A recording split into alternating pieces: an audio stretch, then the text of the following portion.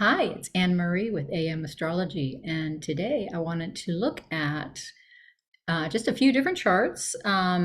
Again, looking at the Aries Ingress and just trying to read in the chart what could be coming up this year is as it would relate to the presidential election and Donald Trump specifically, because his solar return for this coming year is rather interesting. So, obviously, the election is still a few months away, but it would appear at this point, and I'm recording this on February 15th, 2024, that the two candidates will be Joe Biden and Donald Trump. So let's look at some charts and just kind of see. The Aries Ingress is, of course, we looked at this a little bit in one of my previous videos. This is when the sun moves into Aries, 0 degrees Aries, and I have it set for Washington, D.C. And so this is predictive of how that year is going to go, because this is the astrological new year. I know we just had the Chinese Lunar New Year. This is the astrological solar. It's not Chinese. This is just the Aries Ingress. This is just the Aries Ingress that, and depending on what sign or what modality is on the ascendant, will tell you if you need to look at or can look at.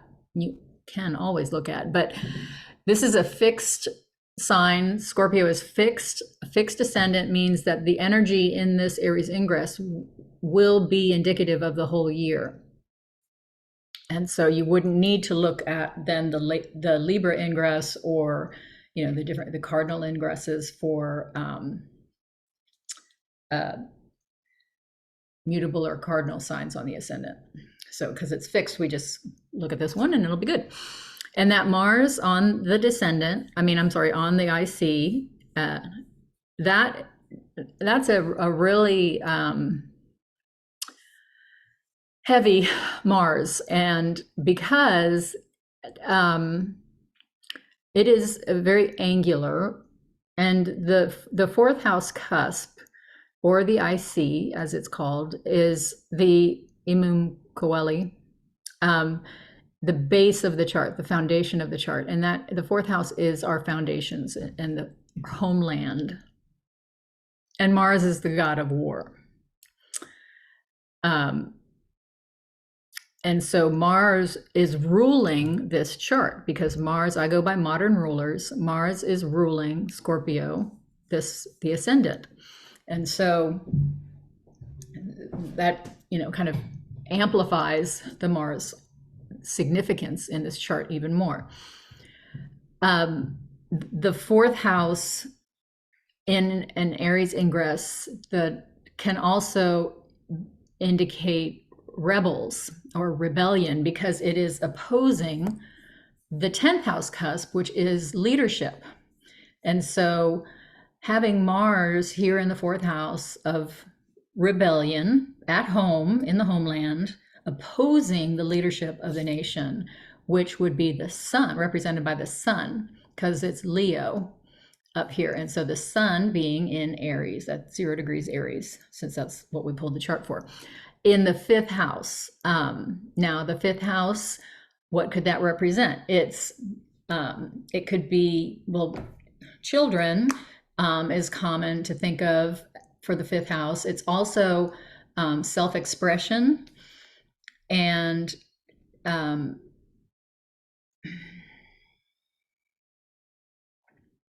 it is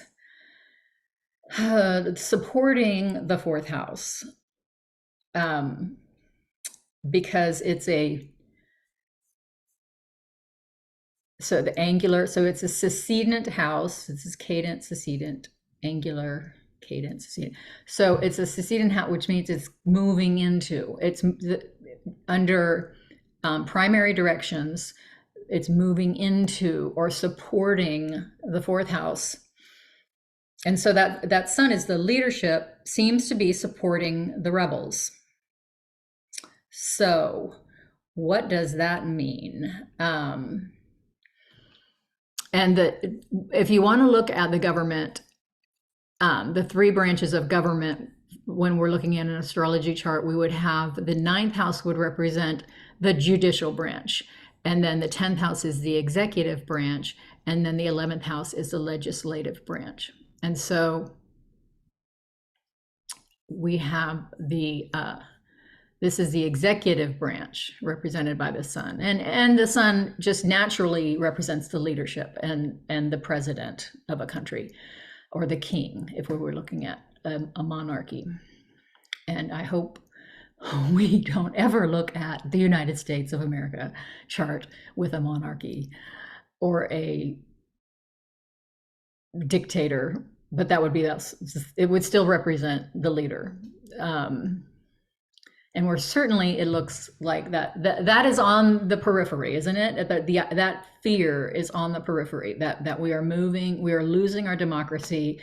These three branches of government that we have are, the lines between them, or the value, or the importance of each one is not equal so much anymore, where it's not sure who's got any power or who's taken power that they shouldn't have. How corrupt are they all?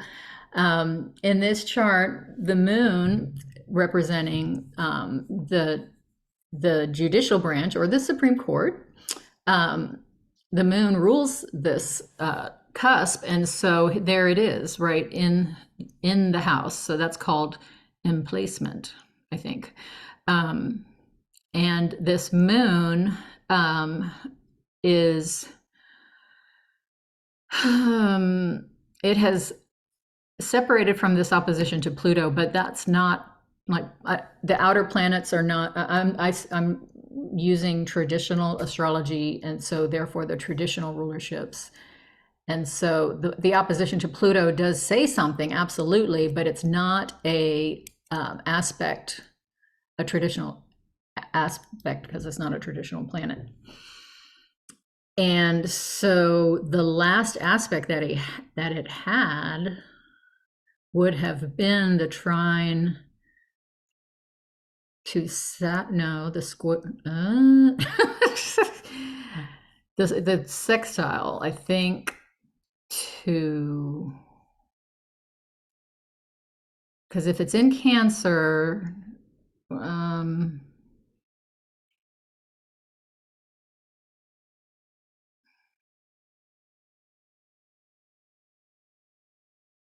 yeah, delay. Sorry, it's taking me a minute to think about this. The last aspect that it had would have been to a traditional planet, would have been the sextile to Jupiter,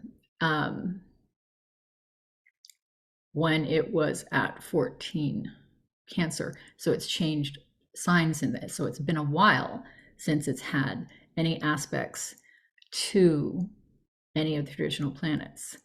And the next aspect that it has is, like, it will be the opposition to Mars.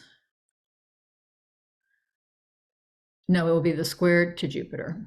It will get to the square to Jupiter. So the last aspect it had was the sextile to Jupiter. And the next aspect, that seems almost impossible, will be the square to Jupiter. Wow. So Jupiter, then, what does Jupiter represent? Well, it rules Sagittarius and Pisces. And so that's the second house and the fifth house, which is where we find the sun. So that's kind of telling us a story right there, right? A sextile is kind of an opportunity. So the moon had an opportunity. Am I missing the Mercury? 17 degrees. And that's a square. Okay, so that would have been the last aspect that it had. Sorry. So last aspect was square to Mercury, and the next aspect is square to Jupiter. And we can't look at when it wasn't, it was an inconjunct to Mars, and then these are all inconjuncts as well. Sorry, I'm pointing and you have no idea what I'm pointing at. The Pisces planets are inconjuncts. So square to Mercury, then square to Jupiter. And the square to Mercury was a very well, like after it squared Mercury, it went void of course. And so then its next aspect will be the square to Jupiter. Okay, that's a lot of me talking about who knows what. But Mercury represents, let's look at what Mercury is representing here. So Mercury rules the 11th house, which is the legislative branch, Congress. And it also rules the 8th house of anguish, anxiety, secrets, taxes, inheritance, death. So that square too, a square is a tension that says we need to do something. And it would have been an opening square. So both of these squares are opening squares, first quarter squares. So it's like it's come to the realization that something needs to be challenged, that there's a problem. The opening square is there's a problem. And so the moon represents the 9th house of the judicial branch of government, or foreign countries, foreign policy. But in just because we're looking at the country, I'm trying to keep it here. But the moon is in the 9th house of judicial issues, has squared Mercury, which rules the 8th house and the 11th house. So death and taxes and Congress. So that could be the two of those things together, and the square could be that we have a problem with the laws around inheritances, the laws around like who's paying taxes. Are they paying enough? Are they paying too much? It could also be investments. So this could be like this corporate, like the 11th house could be, not just Congress, but there could be something to do with like the realization has come to mind that we've got issues around taxation and representation. The 11th house is representation. Sounds kind of like Revolutionary War. And then it goes into a square with Jupiter. And Jupiter, as I said, represents the 2nd house, which is our resources, and the 5th house of children or self-expression. What? I'm sorry. I have to stop for a second. Boss is asking me a question. Pause. Oh, you don't need to see that. Sorry. So, where was I? Anyway, so this is the Aries Ingress, and that Mars is, we were looking at the moon because that's, you always want to follow the moon in any chart, and it was representing the 9th house, the judicial branch, and we were looking at that square to Jupiter, and Jupiter represents our personal resources and finances, and the 5th house of self-expression. And this idea of self-expression and the sun in the 5th house in this Aries Ingress, to me, speaks about the people, because we're now going into the age of Aquarius, the people voicing, getting together and expressing what's working for us and what's not, and as a nation. So I feel like that with that Mars there, representing rebellion or rebels, I feel like that's what we're moving into, if more than we are already. The other charts that I wanted to look at, the United States chart, and I'm sure you're all, this is the Sibley chart, which is for July 4th, 1776 at 5:10 p.m. Philadelphia. So I'm sure many people have looked at this chart before. Most astrologers do use this chart for the United States. I know there are other options that some astrologers feel could be a more accurate chart, but this is generally the chart that most astrologers use. And so why I wanted to look at this was going to Donald Trump's chart, but for the moment, I wanted to look at Jupiter in this chart, because Jupiter, if you want, I don't want to go too far into that, but Jupiter represents what a country or what a person, depending on what chart you're looking at, the beliefs. Jupiter naturally rules our belief system, our religion, or our faith, or what our worldview is. What is it that we feel and believe? And so in the United States chart, Jupiter rules the ascendant, and Sagittarius is a very optimistic sign, and very positive, very optimistic, and very, everything's going to work out. Like that's kind of the Sagittarian view, is just like, oh, let's just do it, it'll all be fine, and just very positive and very adventurous. And so Jupiter represents, it is a good representation of the American dream as it used to be, as it once was.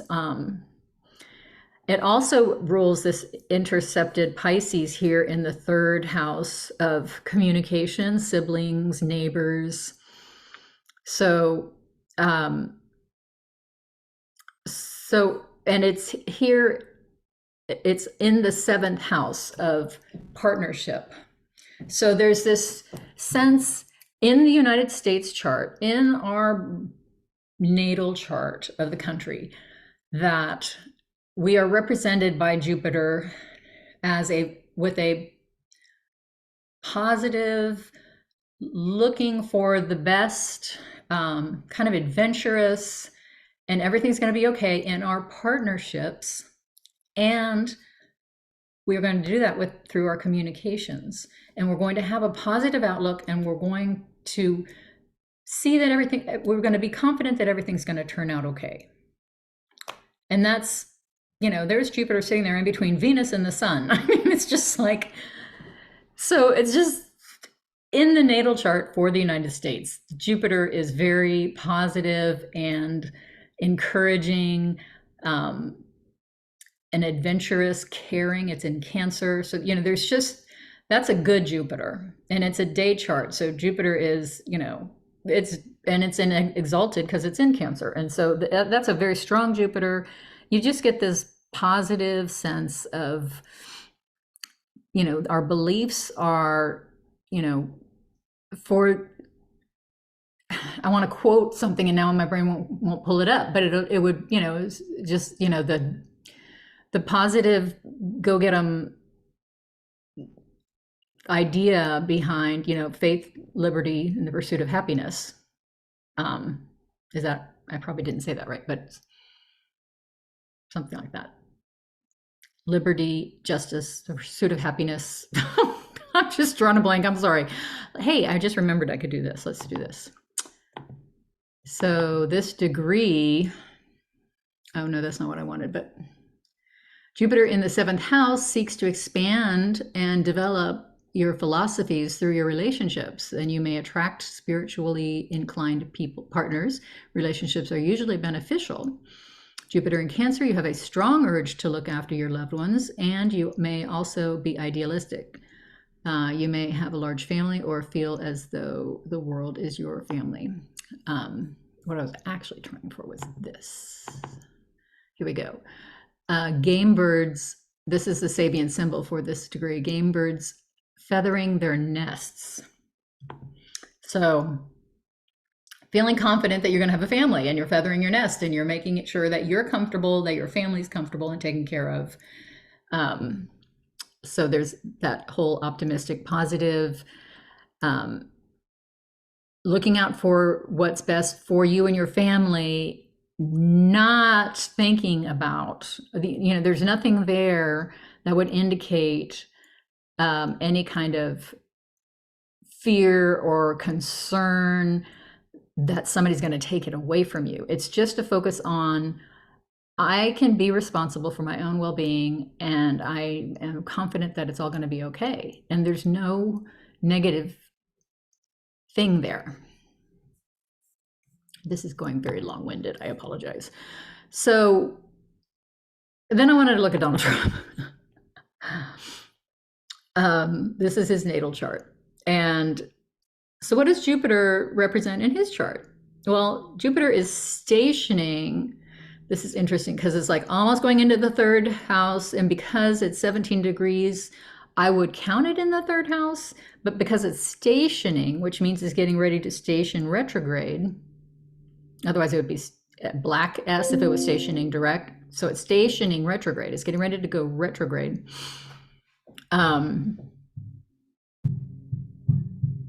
Well, now that I say that, I don't know. Let me confirm that. So we're going to animate it and move it ahead a day. Okay, so I'm totally wrong. So it's stationing direct. It was retrograde and it's now going direct. So it is moving from the second house into the third house. So my point was going to be that it's in the second house and is going back into the second house because all he thinks about is his money. But now that's not accurate because it's moving into the third house. So it's saying that learning new things, communicating, and belief in communication. Well, the story, the telling the story. That's he's and so what does Jupiter rule in his house too? We need to look at that. There's it's intercepted in the fourth house, Sagittarius, and then the eighth house of taxation and inheritance. That's Trump right there. He inherited all the money that he has. He didn't work for it. It came from his family inheritance. The fourth is what came from his family. And so that's where all of his beliefs, he believes in things being given to him, that it's not him working for the good of his family and the good, and any kind of positivity of, that everything's going to work out. It's just kind of like he just has this belief that it'll all be given to him, that it's owed to him, that he is going to have it all because that's what's expected. And then of course there's that Mars that he has right on the angle.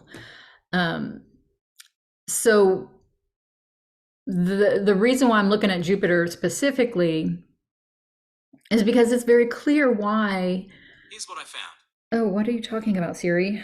What I'm talking about here is maybe I should read what Siri's telling me because I don't know where that came from. Oh well, it's gone now. If you look at a synastry chart, if you're looking at two people to see if they're compatible, you would want to look at their Jupiters and see if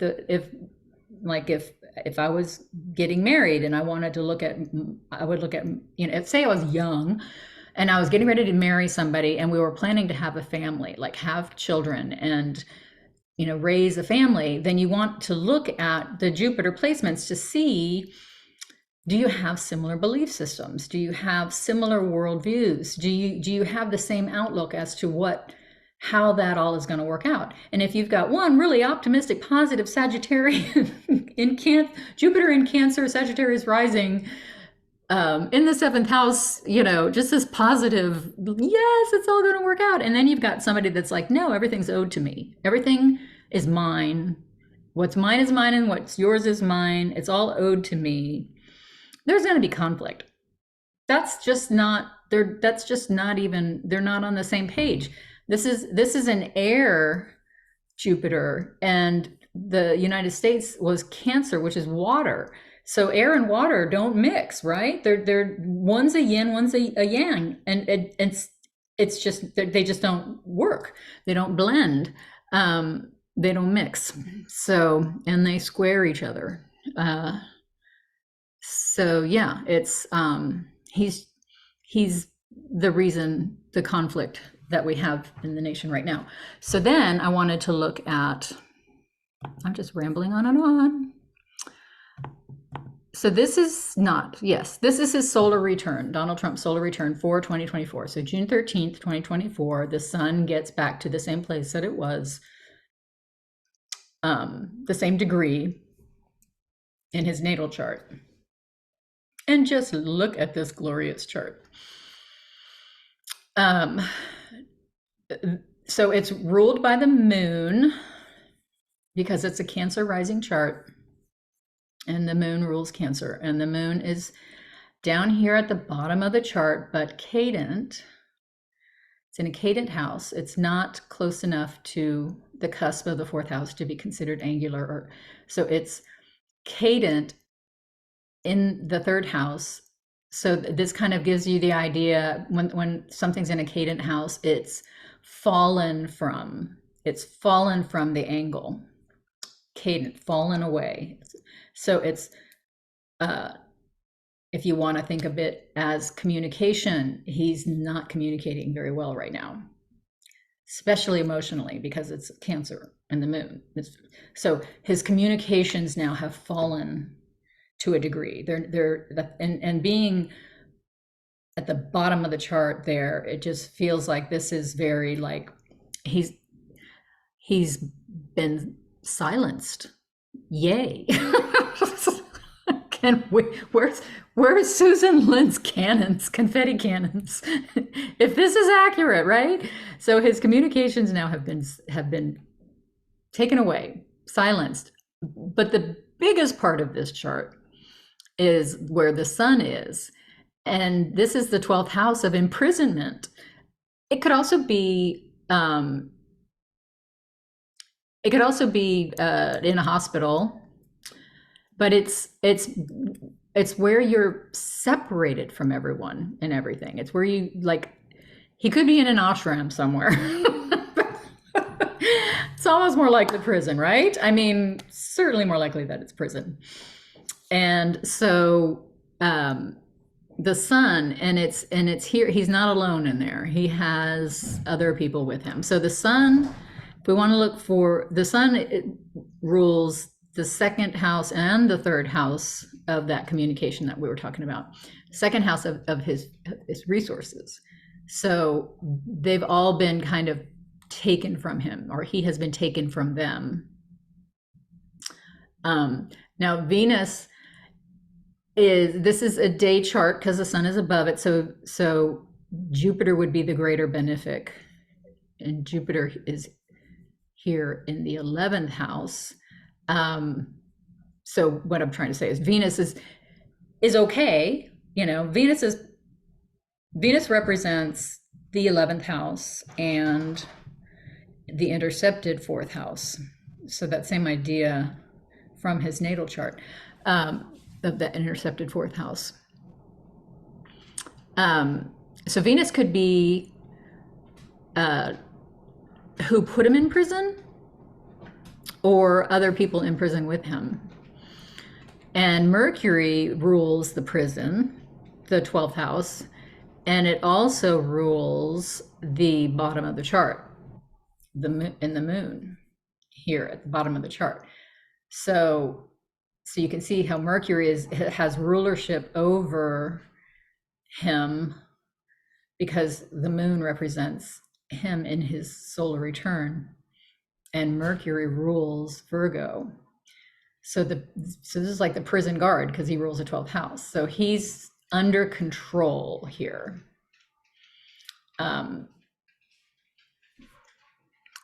Which is wonderful. There's also Pluto approaching the 8th house cusp. Well, let's see. It's within 5 degrees. So I say it's on the 8th house cusp, because with the 5 degree rule, 5, just one hand, 5 degree rule. So that's death. So, you know, his solar return tells me This is so unethical of me as an astrologer to say, yeah, he's going to die. He's going to die in prison. But I'm reading a chart. I'm not predicting anything. I'm just reading a chart. And so I see that in this chart. Now, if we want to look at, and some of you have, I don't know if you watched when I do the 12th harmonics. So this is moving the sun to the same degree, but the next sign over for each month. And so because he's a Gemini, I've moved it to November 14th because of the election. I wanted to see where he was after the election. And the sun is in the 8th house of death. And then there's Saturn and Neptune in the 12th house. The sun rules the 6th house of illness and is in the 8th house. And the sun is exalted in Aries, so it's the exalted ruler of this chart, but it's in the 8th house of death. So my take on this is that he will be gone by the election. So that was just me looking at charts, but let me know what you think. Comment, please tell me what you think. I would love to hear others' opinions on this. And if I've been reading it wrong, let me know how you read it. And we'll see you next time.